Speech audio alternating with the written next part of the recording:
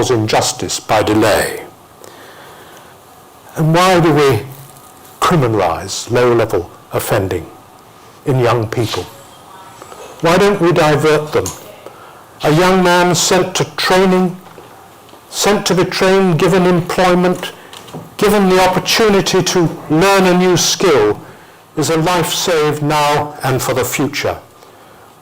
Punishment for low-level offending is a failed policy and damages lives. Let's spread the power of change throughout the UK. Let's take down the barricades in our minds. Young people do not need to die. I expect some of you know the musical, Les Miserables. You know what that means. It means the poor, the wretched. But you know how it ends, the drum beat. Will you join in our crusade? Will you be strong and stand by me?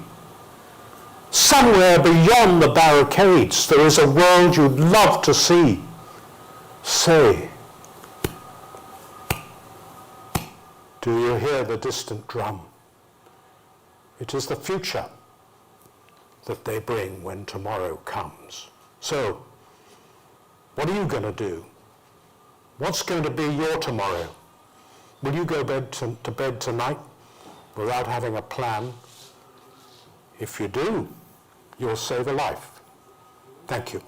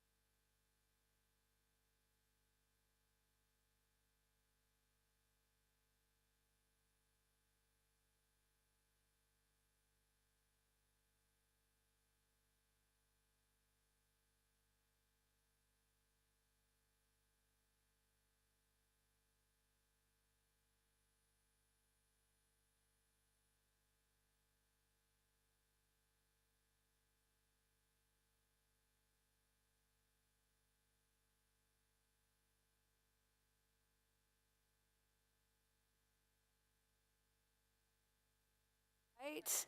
There'll be a trailer, introduction, and then they'll introduce me and I'll come out.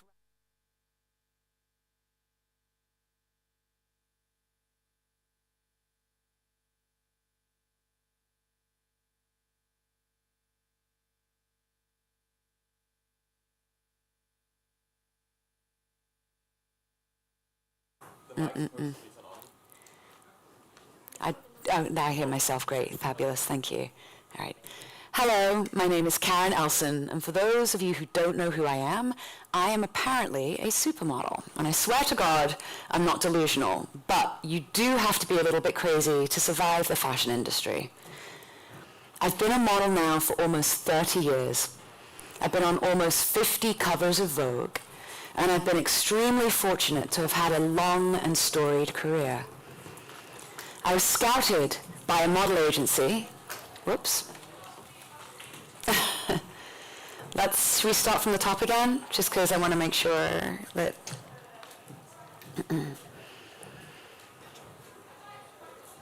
Hello, my name is Karen Elson, and for those of you who don't know me, I am apparently a supermodel. And I swear to God, I'm not delusional, but you do have to be a little bit crazy to survive the fashion industry. I've been a model now for almost 30 years, and I've been on almost 50 covers of Vogue, and I've been extremely fortunate to have had a long and storied career. I was scouted by a model agent in Manchester when I was just 15 years old. I'm from a working class family, and my exposure to fashion had been exclusively through fashion magazines such as The Face and Idea. In the mid-1990s, a sea change had happened in fashion, a transformation from the bombastic, larger-than-life supermodels into something more edgy and quirky, a beauty that wasn't obvious, but more beguiling. I was a scrawny, strange-looking girl, and modeling presented a unique opportunity for me and an escape from my difficult upbringing. I was plucked from obscurity and plunged headfirst into the world of fashion, which sounds incredible, and honestly, for the most part, it has been. But what most people don't realize on the outside looking in is that appearances can be deceptive. Fashion is the business of illusion, and my experience is nothing out of the ordinary. The story I'm about to tell you is like my own in the beginning, and one of many experiences models have shared with me over the years. Now, I want you to imagine you're a teenager. You come from a long line of poverty, and no one in your immediate family has left your hometown, and you've been scouted by a top model agency who wants to represent you. It's a once-in-a-lifetime opportunity. You're going to have to travel by yourself halfway across the world to an unfamiliar country in a language that you don't understand and live in a big city. You're totally naive. You've never traveled alone before or lived alone or lived without your family. As a model, you now share a bedroom in a tiny apartment with 6 other young people from across the globe. Day in, day out, you will travel all 4 corners of this city on castings. On these castings, you will meet strangers who will often make comments, not to you, but at you. Often it feels like they only acknowledge your face and body and nothing more. Traveling around an unfamiliar city can feel dangerous. Occasionally, men will try and talk to you. Sometimes these men will follow you, which can be scary because you're in a foreign place and you don't know where to go for safety. Your model agency is your surrogate family, your friend and employment agency. You rely on them for almost everything. The agency asks you to sign a contract, but it's not in your native language. But your agent tells you that it isn't legally binding, so you shouldn't worry. And why would you or your family ever question what these people say? Now imagine you've been in the city a few weeks and your agent calls you with the great news that you have your first photo shoot. It's with a huge photographer, and everybody is delighted. You go on set. The environment is friendly and casual. You get your hair and makeup done, and then you head into the dressing area. But there's no privacy for you to undress. So you get naked in front of an entire room of strangers. And to make matters worse, then the stylist hands you an outfit that exposes your breasts. You feel uncomfortable, but you're scared to speak up because you don't want to ruin your big chance.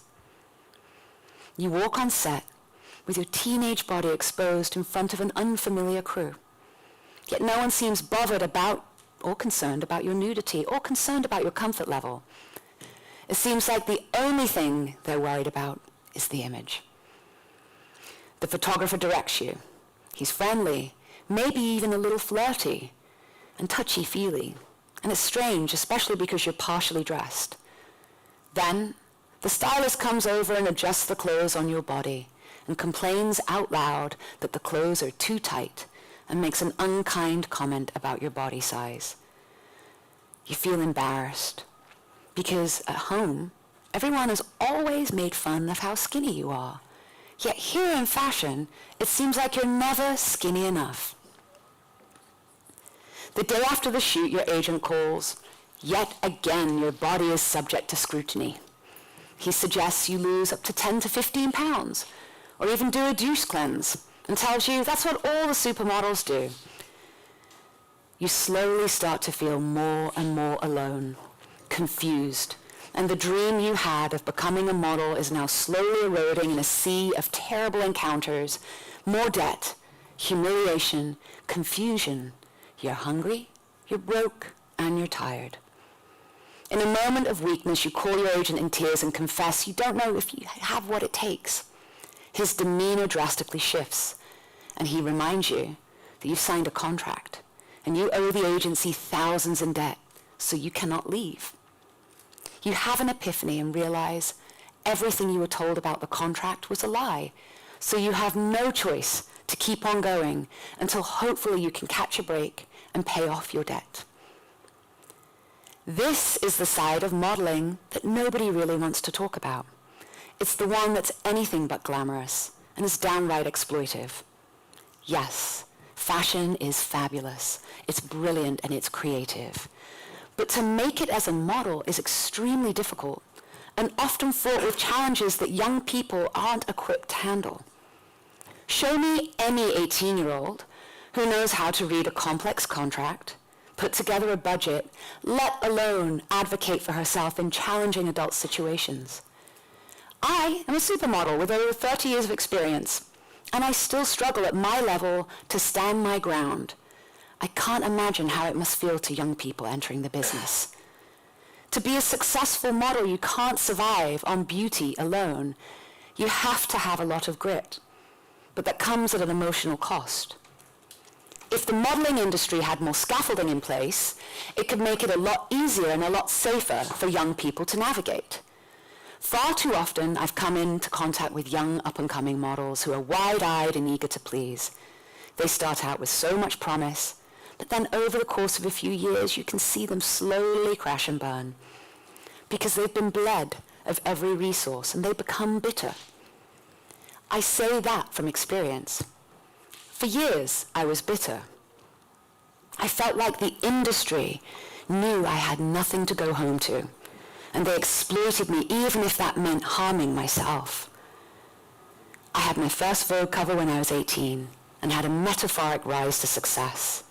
I flew across the globe, worked with all the best photographers and fashion designers. It started out as a dream come true. But then after 6 months, I began to rapidly burn out. My workload was grueling. I was flying every other day, but my body clock was always playing catch-up. An agent at the time suggested I take pills to wake up, and I take pills to fall asleep. I was still going through puberty, and during that time, my body changed from that of a scrawny teenager, and then I started to develop soft yet tiny curves. The moment that happened, so did the immense criticism of my body. I was publicly humiliated so many times at shoots and on shows, so much that my body at one point became national news because I'd been cancelled from a number of fashion shows. By the time I turned 19, the industry had taken all they could from me and then cast me aside. I was deemed a has-been, and it was soul-destroying because for over a year, I was in quote-unquote fashion jail, and no one wanted to work with me. But in order to get back into the fashion good graces, I had to starve myself. So I took drastic measures. My period stopped, my hair fell out, I got heart palpitations. But when I returned to a skeletal weight, I was welcomed with open arms. The message was clear. In order to be a success, you must be willing to break your mind and your body. It all sounds pretty hopeless, doesn't it? But it doesn't have to be. So what are the solutions? Legally, models are self-employed, and they're represented by model management companies, aka model agencies. Model management companies have found legal loopholes in order to avoid being held accountable for a myriad of bad business practices. They aren't held to the same legal standards as a talent agency. In fact, they're very different to a talent agency. For instance, it's typical for most models represented by model agencies to have up to 40% of her gross income charged in commissions and fees, versus the 10 to 15% from a talent agency, because the law dictates talent agencies are not allowed to charge extraordinarily high fees and commissions. The first step for real change is to hold and close these legal loopholes and hold model management companies accountable to the same set of laws of a talent agent. Second, we need to educate models on how to run their business and develop systems where models can easily read contracts and clearly understand financial statements. Third, no agent should ever force a model to sign a contract without an impartial legal entity reading it on her behalf and advising her on such, and also in a language that she comprehends. Fourth, the entire industry needs to have an impartial and anonymous helpline to report misconduct and a code of conduct that everyone is bound to adhere to. I know even with the best of intentions, abuses can slip through the cracks, but these steps are a start. I think about the Screen Actors Guild in the US, also known as SAG. SAG was founded in 1933 in an effort to eliminate the exploitation of Hollywood actors. If fashion had a similar entity to SAG, it would be a radical game changer. Advocacy organizations like the Model Alliance have pushed for new laws to protect models with the Fashion Workers Act, which is in New York. The Fashion Workers Act would give all fashion creatives worker rights protected by the state of New York. And it sounds incredible, right? The only issue is that it's being lobbied against by some of the biggest model agencies, who say it would negatively impact their business. But why is having worker rights and worker protections for models a threat? Every single model I know supports an independent oversight of our work, safety measures, and a code of conduct. Creating a new framework would make it a more equitable future, and for me that is a win-win. Lastly, humanizing that fashion is also a workplace and not a fantastical free-for-all is necessary. Just because a model may be beautiful doesn't mean they aren't afforded the same worker rights as everyone else in this room.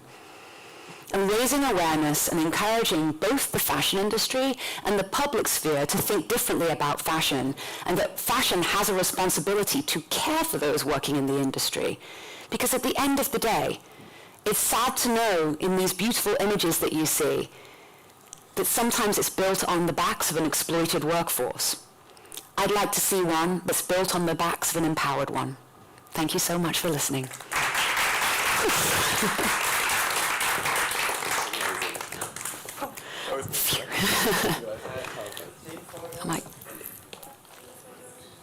Can I ask? No, we do the tea food afterwards. Sorry, change of time.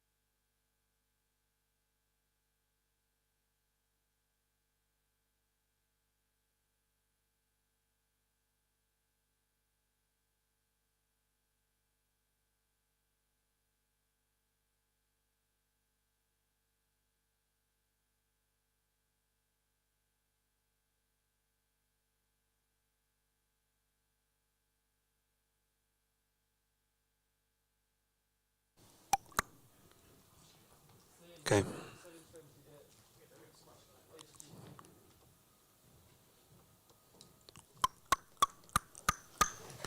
Two.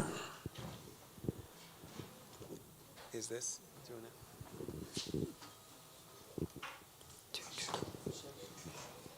The volume is okay. Hi. Yes, it sounds nice. Hello. Oh, at some point. Oh, was it already? It was already like topping up. Oh, I'm so sorry. I had headphones on. That's why. I'm just checking because on my end it sounds like it's already in the limit. Yeah. Hi, I'm Julius. Welcome to TEDx South London 2023. And on my end, I can already hear it now. It's at the limit of it. Let me.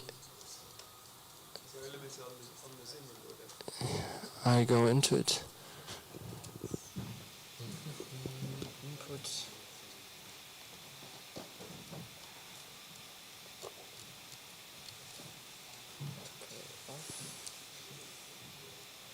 Low cut all off. Okay, let's try it again. No, it's still on my end. I can hear it. If you listen, like if you wanna. I'm not doing anything to it on my end. Yeah, my gain is set to 0, but you can hear when I talk that it's absolutely clipping, and it's all the way down. Input is the same, output is the same, because it's the same on this one. I can also, it's also clipping on this one. Okay.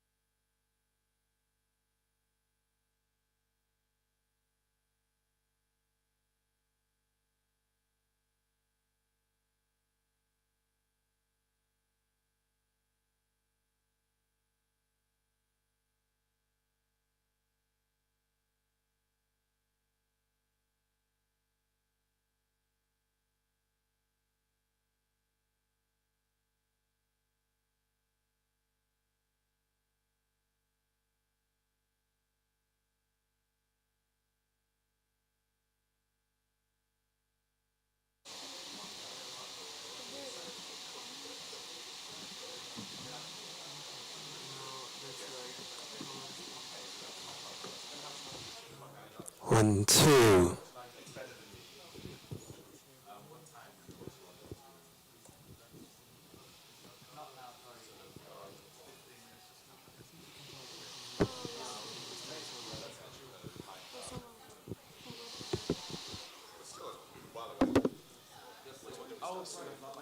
No, wait, I think we should get your mic anyways, because we get everyone mic. Yeah, I'm not doing anything different to what's coming out of PA.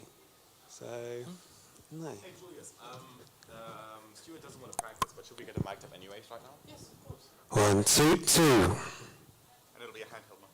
Or it's going to be one of those civilian ones. This mic is fine here. Amazing. And the slides, as you can see, it's a bit elevated. It's pretty high. So you would not from like a to show. No, no, right.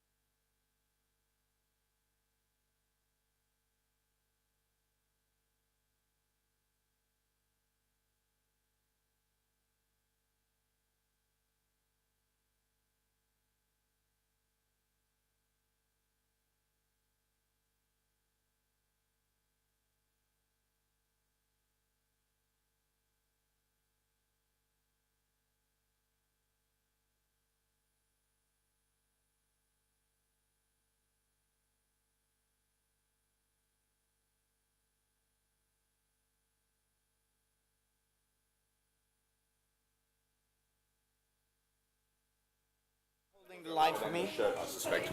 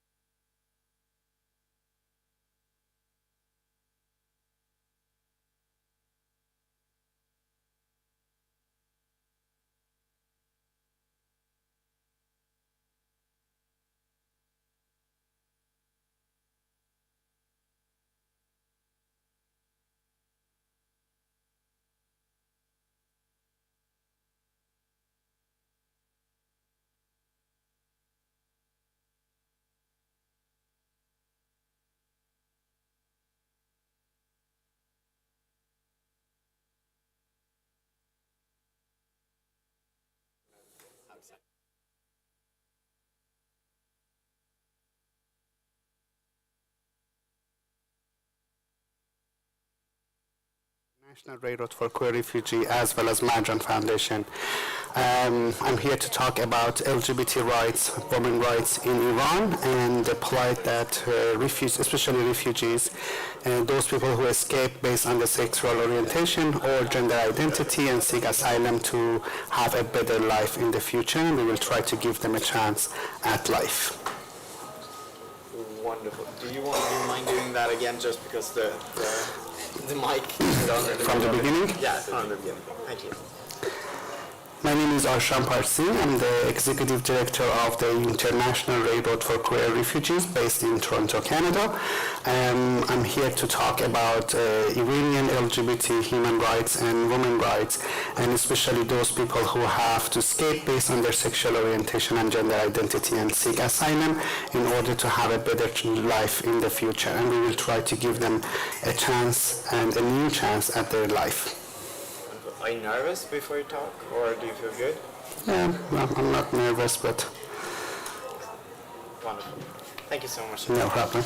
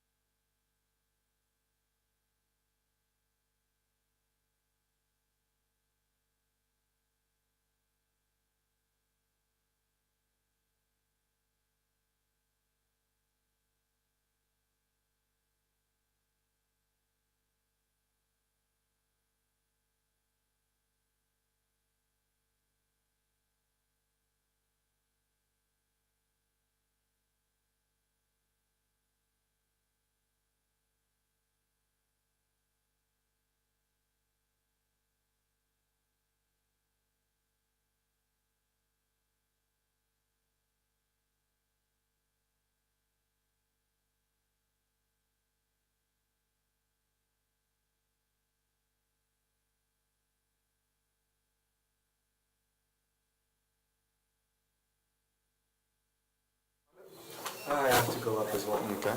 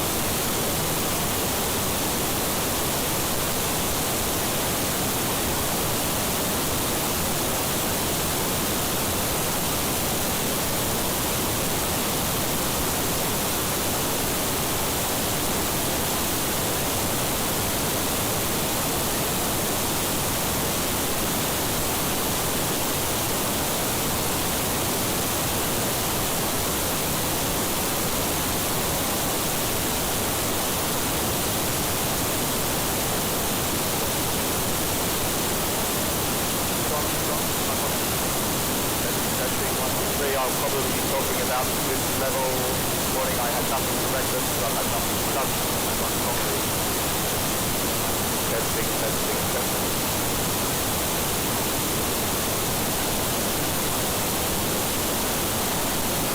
Now what's over here? Oh no, you're allowed observation not. Hello, testing, testing.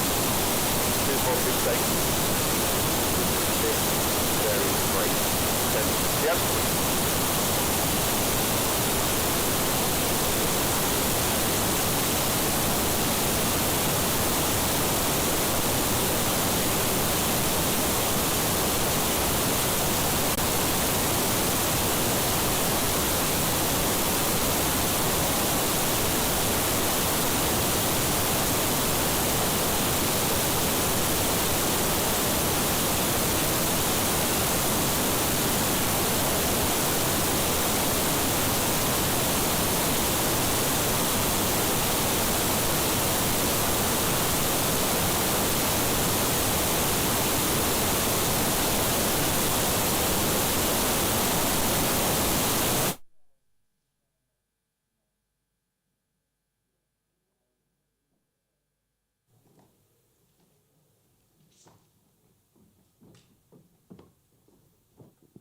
Take the hi, huh? The other one?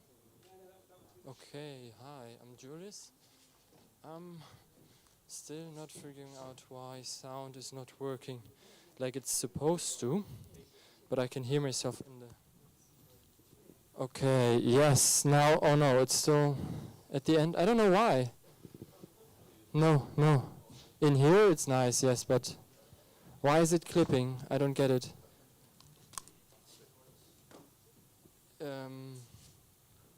Any other way you can send out a signal?